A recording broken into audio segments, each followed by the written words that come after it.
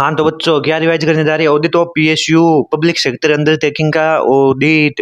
PSU का audit मतलब अगर कोई गवर्नमेंट कंपनी उसकी ऑडिट समझ में आ रहा है। गवर्नमेंट कंपनी मींस जिसमें 51% और मोर किसके पास हो, 51% या 51% ज्यादा किसके पास हो, पेड अप शेयर कैपिटल किसके पास हो, सीजी या एसजी के पास या पार्टली सीजी पार्टली एसजी के पास, तो यही होती है गवर्नमेंट कंपनी। ठीक है। अब इसमें एमसीक्यू पॉइंट कुछ कि गवर्नमेंट कंपनी की ऑडिट कौन करता है, सी एंड एजी। ठीक है। अब सी एंड एजी को अपॉइंट कौन करेगा, मैं तो करूंगा नहीं, प्रेसिडेंट करेगा, प्रेसिडेंट राष्ट्रपति, राष्ट्रपति करिए अपॉइंट। और सी एंड एजी की सैलरी कौन डिसाइड करेगा भाई, पार्लियामेंट, पार्लियामेंट। ओके। अगर अब देखे सीजी से रिलेटेड जो सी एंड एजी की ऑडिट रिपोर्ट है उसको कहाँ सबमिट करेंगे बच्चों, पार्लियामेंट में। देन पार्लियामेंट, अरे पार्लियामेंट में नहीं करेंगे, प्रेसिडेंट को देंगे, प्रेसिडेंट आगे पार्लियामेंट में देगा। ठीक है। तो मतलब अगर audit report of C N D G की जो ऑडिट रिपोर्ट है वो अगर सीजी से रिलेटेड है तो सबसे पहले किसको देंगे, अपने प्रेसिडेंट को। देन प्रेसिडेंट आगे पार्लियामेंट में देगा। अगर यही सी की ऑडिट रिपोर्ट एसजी से रिलेटेड है तो हम इसको एसजी से रिलेटेड है तो हम किसको देंगे, गवर्नर को। गवर्नर आगे कहाँ पे रखेगा, स्टेट लेजिस्लेटिव असेंबलीज में। ठीक है। अब सी का टेन्योर क्या रहेगा, 6 ईयर या 65 ईयर एज, जो भी कम हो उस तक वो अपनी ऑफिस होल्ड करेगा। ठीक है। अब कमिटीज आ जाएगी, इसमें 3 कमिटी है, एक पीएससी है, एक है एस्टिमेटेड कमिटी और एक है कोपू। तो पहली है public account committee, PAC, public account committee. इसके नाम में इसके काम छुपे हैं। पीएसी क्या काम करेगा, पीएसी है ना, चेक करेगा क्या, पीएसी पी मतलब पर्पज, पी मतलब पर्पज है, देखेगा मनी को उसी पर्पज के लिए लिया गया है ना, जिस पर्पज के लिए वो इश्यू की गई है, जिस पर्पज के लिए वो इश्यू की गई है, मनी को उसी पर्पज के लिए लिया गया है ना, जिस पर्पज के लिए ये इश्यू की गई है।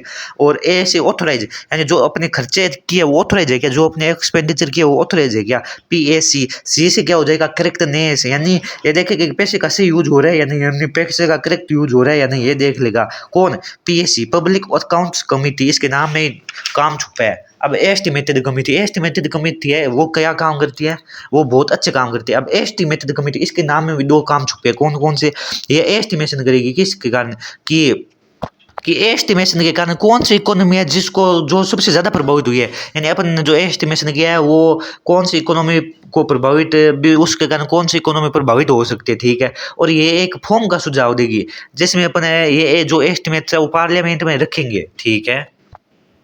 अब 2 इसके अदर काम भी क्या क्या, एक तो अल्टरनेट पॉलिसीज सजेस्ट कर देती है, और ये एक दूसरा ये काम करती है कि मनी तय सीमा के भीतर है कि नहीं, ये एग्जामिन कर लेती है। ठीक है। तो एस्टिमेटेड कमेटी के 4 काम, 2 तो एस्टिमेशन के रिलेटेड, 2 इसने फर्दर काम दे दिए रोहन जोगी ने, क्या क्या, अल्टरनेट पॉलिसीज और मनी तय सीमा के भीतर है कौन, वो चेक कर ली। अब कोपू, कमिटी ऑन पब्लिक अंडरटेकिंग है, इसके नाम में भी काम छुपा है, पब्लिक अंडरटेकिंग है, कमिटी ऑन पब्लिक अंडरटेकिंग, यानी पब्लिक अंडरटेकिंग की कमिटी, यानी कोपू। तो पब्लिक अंडरटेकिंग मतलब पब्लिक ये चेक कर लेगी क्या, कि पब्लिक 3 काम पब्लिक अंडरटेकिंग से रिलेटेड है, क्या क्या, कि पब्लिक अंडरटेकिंग के जो रिपोर्ट्स एंड अकाउंट्स है उसको एग्जामिन कर लेगी। ठीक है। पब्लिक अंडरटेकिंग पर सीएनडीजी की जो रिपोर्ट है उसको एग्जामिन कर लेगी। ठीक है। और पब्लिक अंडरटेकिंग की एफिशिएंसी ने एग्जामिन कर ली, मतलब आ 3 चीजें पब्लिक अंडरटेकिंग एग्जामिन कर ली। कहीं कहीं रिपोर्ट्स एंड अकाउंट्स भी, रिपोर्ट और अकाउंट्स का यहाँ पे देख ली, सीएनडीजी रिपोर्ट देख ली और एफिशिएंसी देख ली कि रिपब्लिक अंडरटेकिंग। ठीक है। और एक अदर है भाई, कहीं की अदर फंक्शन एक्सरसाइज कर ली, बस वही को पूरा काम है। गवर्नमेंट कंपनी की ऑडिट में निम्न स्टेप्स इन्वॉल्व है। गवर्नमेंट कंपनी की ऑडिट अपने कैसे करेगा, पहले तो सीएनडीजी एक ऑडिटर को अपॉइंट करेगा। ठीक है। देन वो सप्लीमेंट्री ऑडिट भी करवा सकता है, कब से, सीएनडीजी को जब से ऑडिट रिपोर्ट इशू है तब से 7 दिन के अंदर ये सप्लीमेंट्री ऑडिट भी करवा सकता है। और ये जो सप्लीमेंट्री ऑडिट है उस पर अगर कोई कमेंट या सप्लीमेंट्री है वो भी बतानी है यहाँ पे, और टेस्ट ऑडिट भी करवा सकता है। यानी 4 पॉइंट है। कौन कौन से गवर्नमेंट कंपनी के ऑडिट में निम्न स्टेप्स इन्वॉल्व, कौन कौन सी स्टेप्स है गवर्नमेंट कंपनी में, वह ऑडिटर अपॉइंट, सीएनडीजी ऑडिटर को अपॉइंट करेगा, सप्लीमेंट्री ऑडिट करवा सकता है 7 दिन के अंदर, ऐसी ऑडिट रिपोर्ट पर कमेंट या सप्लीमेंट जेई पर कमेंट जगह बताना है, और टेस्ट ऑडिट। ठीक है।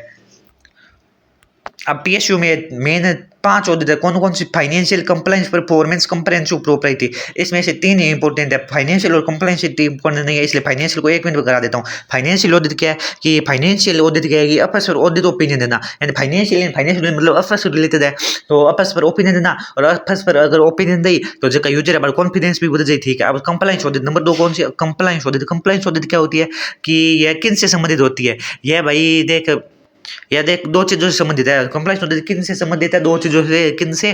Property regularity, property regularity, regularity property, ये दो चीजों से संबंधित है। किससे?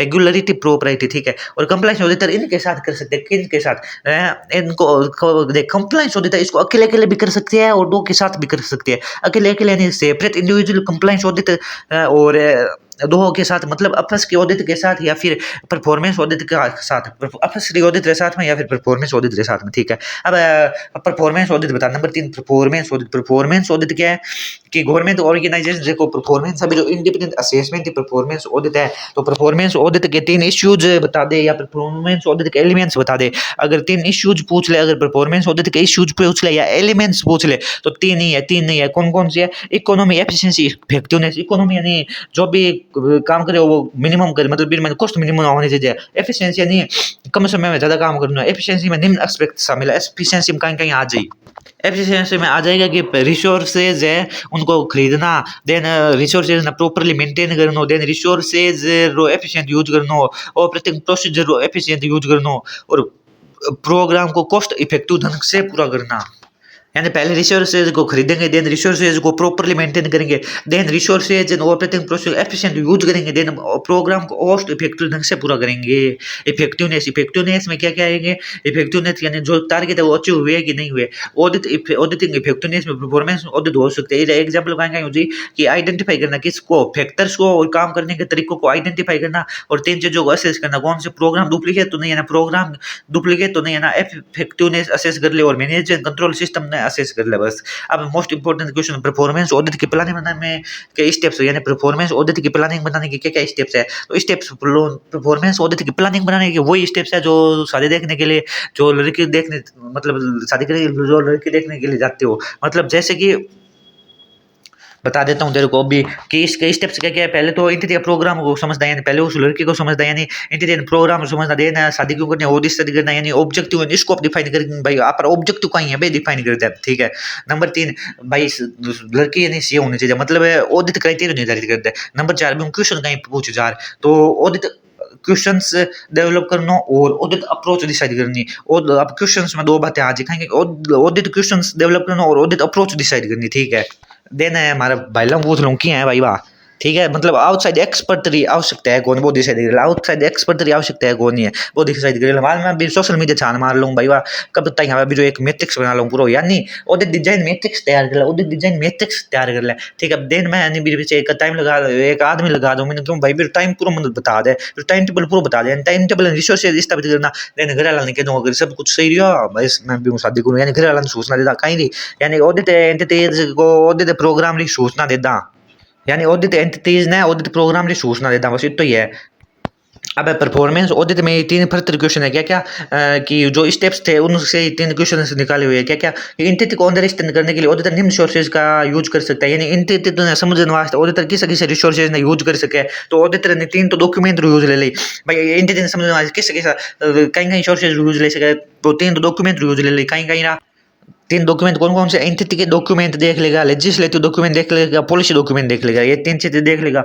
और अब एंटिटी ने समझना है तो आप कहीं करा स्पेशल फोकस ग्रुप है ना एंड रिसर्चर है ना, उससे बात कर लेंगे जाके, और मीडिया की हेल्प ले सका, पास्ट ऑडिट्स भी देख सका, यानी एंटिटी अंदर स्टैंड करने वास्ते 3 तो डॉक्यूमेंट देख ला, और आप कहीं कर ला special focus group and researcher बात कर ला भाई, पूछा भाई एंटिटी के बारे में, ठीक है। वो मीडिया की हेल्प ले सका, मीडिया की हेल्प ले सका, और पास्ट ऑडिट देख ला तो भी अपन कुछ समझ आ जाए एंटिटी के बारे में, ठीक है।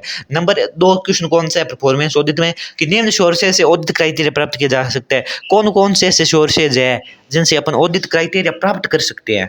अब देख ऑडिट क्राइटेरिया प्राप्त करना है तो आप ऑडिट क्राइटेरिया क्या प्राप्त कर सकते हैं कि एंटिटी गाइडलाइंस मैनुअल्स देख ले, अदर एंटिटी कौन सा क्राइटेरिया यूज ले जो बिन देख ले, मतलब अपन ऑडिट क्राइटेरिया प्राप्त करना है तो आप देख ले अदर एंटिटी किस भाई क्राइटेरिया यूज ले ले वो ले ला। एक्सपर्ट तू ओपिनियन ले ले भाई ऑडिट क्राइटेरिया बारे में, एक्सपर्ट तू पूछ ले भाई क्या करा मैं ऑडिट क्राइटेरिया क्या ला, ठीक है। न्यू साइंटिफिक नॉलेज ले ले एंड रिसर्च पेपर ने देख ले फिर बेसिस पे ऑडिट क्राइटेरिया प्राप्त कर सके है यानी ऑडिट क्राइटेरिया क्या प्राप्त कर सके भाई जगह एंटिटी गाइडलाइंस एंड मैनुअल से बन देख ले है अदर एंटिटी किस क्राइटेरिया यूज ले वो ले ले एक्सपर्ट ओपिनियन ले नहीं new scientific knowledge and research paper ने देख ले ठीक है। नंबर 3 क्वेश्चन कौन सा है परफॉर्मेंस ऑडिट का कि परफॉर्मेंस ऑडिट करते समय यूज किए जाने वाले मेथड्स कौन कौन से यानी परफॉर्मेंस ऑडिट कर रहे हैं अपन परफॉर्मेंस एंटिटी की परफॉर्मेंस देख रहे हैं तो उसके अपन क्या कौन कौन से मेथड यूज लेंगे तो हमें एंटिटी की परफॉर्मेंस देखने के लिए आप कहीं कर सका सर्वेज देख सका cash studies existing data use कर सका और 3 एनालिसिस यूज कर सका यानी मेथड कौन कौन से परफॉर्मेंस ऑडिट के कि case studies surveys existing data का यूज कर ला और 3 एनालिसिस देख ला कैसा कैसा 3 एनालिसिस कर सका कैसा कैसा procedure analysis results analysis quantitative analysis यानी प्रोसीजर एनालिसिस कर ला रिजल्ट्स एनालिसिस कर ला और क्वांटिटेटिव एनालिसिस कर ला यानी कितनी क्वांटिटी में भी एनालिसिस कर ला। हाँ तो अब दूसरी ऑडिट कौन से कंप्रहेंसिव ऑडिट यानी डिटेल्ड ऑडिट यानी इसमें सारा कुछ कवर हो जाएगा इसमें अफहम वाले जो भी कॉन्सेप्ट है ना वो सारे डाल दे जब भी पूछ ले कंप्रहेंसिव ऑडिट में कवर होने वाले एरियाज या मेटर्स यानी कंप्रहेंसिव ऑडिट में कौन कौन से एरियाज या मेटर्स कवर होंगे तो ये बता देना कौन कौन से एरियाज कवर है। Investment decision plant and machinery अब कॉस्ट वाले डाल दे कुछ कि सेल्स एंड कॉस्ट अब मटेरियल का मैनेजमेंट मटेरियल का मैनेजमेंट मटेरियल का यूज दो लेबर से ले लेते थे कौन कौन से लेबर की प्रोडक्टिविटी आइडल कैपेसिटी लेबर की प्रोडक्टिविटी हुई भाई लेबर की तो प्रोडक्टिव है और आइडल कैपेसिटी देख ला ठीक है और लास्ट में थारा फेवरेट इंटरनल कंट्रोल सिस्टम ने देख ला ठीक है मतलब एरिया जो मेथड से अब कंप्रहेंसिव ऑडिट में एग्जाम की इश्यूज अब कंप्रहेंसिव ऑडिट में कुछ इश्यूज भी कहीं कि कैपिटल कॉस्ट इशू है प्लान प्रोडक्शन अचीव करियो कौन करियो वो पता लगाना डिफिकल्ट है क्या plan rate of return achieve कर ली गई कॉस्ट कंट्रोल मेजर कहीं है परचेज पॉलिसीज का है R&D प्रोग्राम का है रिपेयर एंड मेंटेनेंस का है ये सब इश्यूज है किसके साथ capital cost planned production achieve कर लियोगे plan rate of return achieve कर लीजिए कॉस्ट कंट्रोलर आप मेजर देखना परचेज पॉलिसीज देख लो R&D प्रोग्राम देख लो रिपेयर एंड मेंटेनेंस देख लो ये सब का है भाई इश्यूज। प्रोपराइटी ऑडिट अब प्रोपराइटी ऑडिट क्या होती है कि तो प्रोपराइटी ऑडिट में क्या होती है कि प्रत्येक ऑपरेशन ने पब्लिक मनी से किए गए एक्सपेंडिचर में उतनी सतर्कता बरती है जितनी सामान्य विवेक वाला व्यक्ति सामान्य परिस्थितियों में अपने स्वयं की मनी की एक्सपेंडिचर समझ करता यानी वो पब्लिक मनी रो एक्सपेंडिचर कर रही ठीक है तो बिन सतर्कता बरतने जितो कहीं चीज जितो वो सामान्य विवेक वाला व्यक्ति आप परिस्थिति में स्वयं मनी एक्सपेंडिचर लिए तो भाई ठीक है। प्रोपराइटी ऑडिट के प्रिंसिपल्स क्या है 4 प्रिंसिपल है प्रोपराइटी ऑडिट के क्या कि जो एक्सपेंडिचर किया है ना वो है ना ओकेजन डिमांड से ज़्यादा नहीं होना चाहिए एक्सपेंडिचर किया ना वो ओकेजन डिमांड के लिए से ज़्यादा नहीं होना चाहिए और जो एक्सपेंडिचर किया ना वो खुद के रिलेटिव के या फिर अदर बेनिफिट के लिए नहीं होना चाहिए यानी जो एक्सपेंडिचर किया वो खुद के एडवांटेज के लिए नहीं होना चाहिए या फिर किसी पर्टिकुलर पर्सन के एडवांटेज के लिए नहीं होना चाहिए या ये जो एक्सपेंडिचर हुए उनको कोई अन्य बेनिफिट नहीं मिलना चाहिए इससे ठीक है।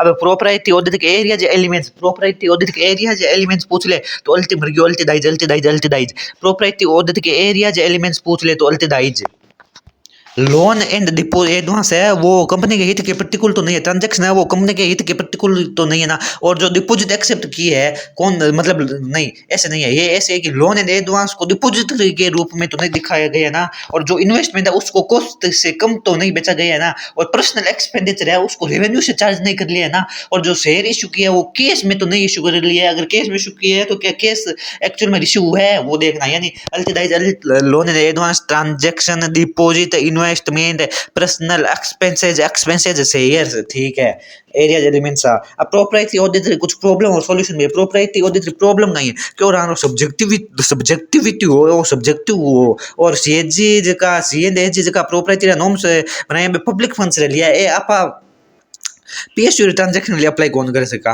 और वो मोरल टर्म हो ठीक है। अब ये सॉल्यूशन कहीं हो सका है कि ऑडिटर नहीं वो जो आप जजमेंट देवे नहीं सब्जेक्टिविटी नहीं रखे बस है और एक और हो जाए कहीं मैनेजमेंट वो प्रोपराइटरी नॉर्म्स बना सका है जो सब्जेक्टिविटी रिड्यूस हो जाए सब्जेक्टिविटी जो एलिमेंट है वो कम हो जाए ठीक है।